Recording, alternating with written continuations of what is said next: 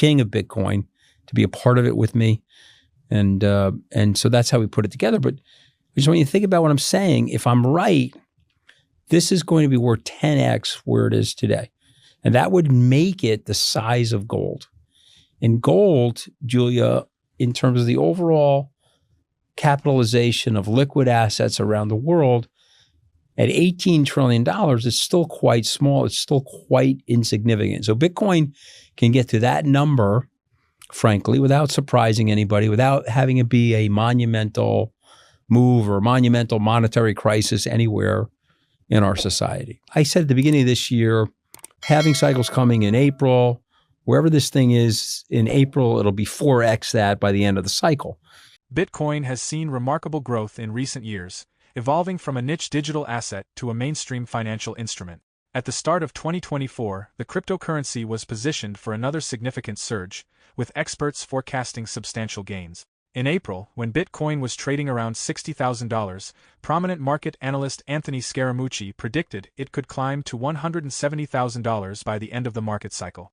This optimistic outlook is fueled by several factors, including increased institutional adoption, enhanced market infrastructure, and the likelihood of favorable regulatory developments that could boost investor confidence. Institutional interest in Bitcoin continues to grow, and its acceptance as a store of value has solidified its role as a potential hedge against inflation and financial instability. Furthermore, Bitcoin's halving events, which reduce the rate of new coin issuance, have historically driven price momentum. With the most recent halving occurring in April 2024, many analysts, including Scaramucci, expect Bitcoin's price to maintain its upward trajectory, potentially reaching new all-time highs. Stop. You don't have time.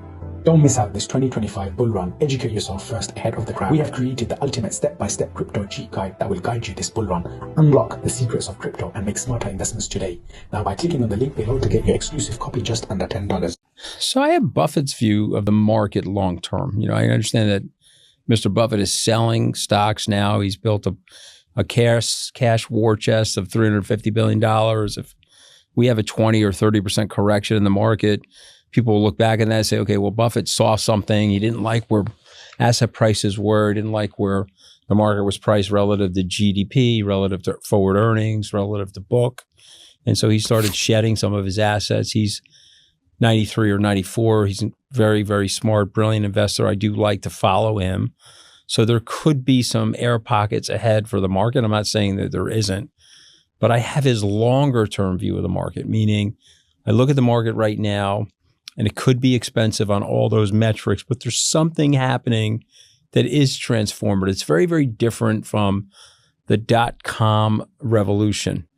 And so when I was in my mid-30s, like you are today, we had a dot-com revolution. And in 1999, we were told that eyeballs mattered and companies like Yahoo, your old company, were doing very, very well, and they had very hard to justify valuations.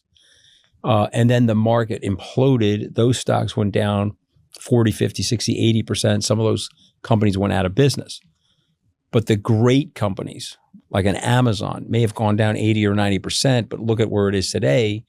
If you had the foresight to just hold on to these positions or to build a position. And so I can't pick the day where the market's going to correct.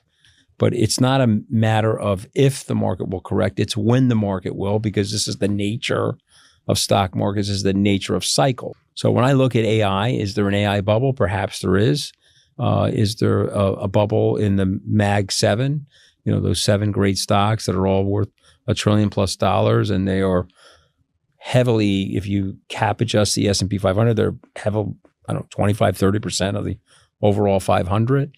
And so would you be concerned about that? I would.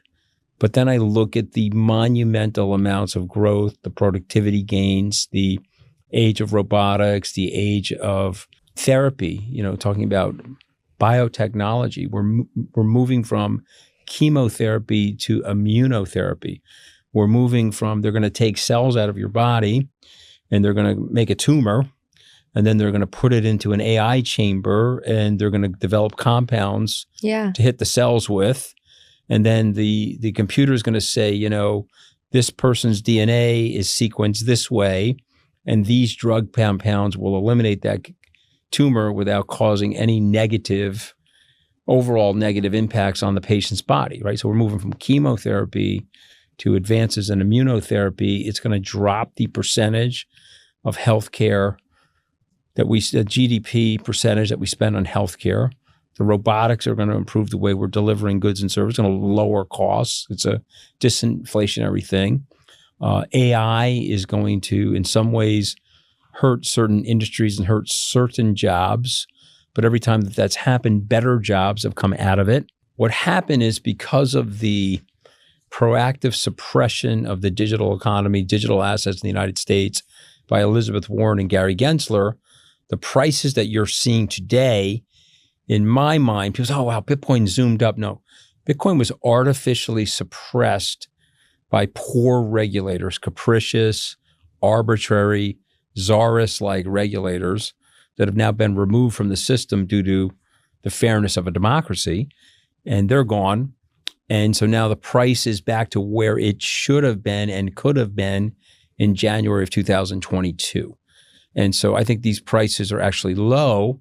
I think these prices are going a lot higher once we get bipartisan clarity on what a security is versus a token. What's the clarity on stablecoin regulation? What are the rules? Okay, will the SEC rescind its lawsuit against Coinbase and Kraken and then provide rules? Well, now all the SEC has done is they're trying to regulate by enforcement, and they're forcing people to spend millions of dollars on legal fees and shoot in the dark trying to get something right. Anthony Scaramucci envisions a transformative financial future, combining Warren Buffett's long-term investment philosophy with a bold embrace of innovation. He predicts that AI, biotech, and Bitcoin will shape global economies in a manner reminiscent of the dot-com resurgence, where companies like Amazon rose to prominence. Scaramucci critiques U.S. regulatory resistance to digital assets and champions Bitcoin as a strategic powerhouse, likening it to the new oil. With institutional adoption on the rise, he forecasts Bitcoin's valuation could reach $150,000 to $300,000 within the next 5 years, potentially rivaling gold's market cap. His message is clear: embrace volatility, think long-term, and leverage innovation for unparalleled growth. The future, he asserts, belongs to resilient visionaries. I'm still close to a lot of people that talk to President Trump fairly regularly. He tells people that Bitcoin is the new oil. He sees it as a potential strategic reserve issue for the United States. He sees it as something that the United States needs to be a big part of. And so I applaud him for that. I like calling balls and strikes on people. And I think they've done a good job so far of laying out a framework. And the last thing, which I think is also very important, is there are senators like Gillibrand, our senator here, and senators like Schumer, senior senator from New York, that have told people privately, myself included, that they want cryptocurrency, stablecoin clarity in terms of what the legislation is going to look like. And they're hoping to do that in the first year of the next congressional term. So for all those reasons, from a regulatory point of view and from a demand point of view, you'd have to be bullish on this asset class. We're going to own some Bitcoin. The state of Wisconsin, the pension fund said, we're going to own it. They announced a $150 million purchase. I didn't speak to anybody there, but I know how pension fund managers think. If you're not long Bitcoin, you're short Bitcoin. And let me explain why.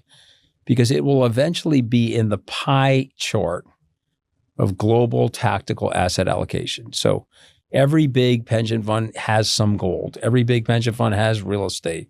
They have private equity. They have stocks and bonds. They have other assets. And Bitcoin is going to work its way into that asset mix. And again, maybe it'll only be, Julia, 1 or 2%, but then you'll need to own it, right? Because you're going to be compared when the consultants come in to speak to you or your board comes in to speak to you, they're going to compare your performance to the overall pie chart of tactical asset allocation. And Bitcoin's going to be part of that. And so you got to get long it, because if you're not long it, you're going to be short it. Because when you think about what I'm saying, if I'm right, this is going to be worth 10x where it is today. And that would make it the size of gold. And gold, Julia, in terms of the overall capitalization of liquid assets around the world, at $18 trillion, it's still quite small. It's still quite insignificant. So Bitcoin can get to that number, frankly, without surprising anybody, without having it be a monumental move or monumental monetary crisis anywhere in our society. I bought it at 17. It went to 69. Then it went back to 15. But thank God, okay, I had, at least at this point in my career, the patience, the wisdom, the luck, whatever you want to call it, to hold it. And so I held it. And now we're sitting here at 93. I think it's going to go much higher, like 150 to 300 over the next 5 years. Can't pinpoint it, but I think it will.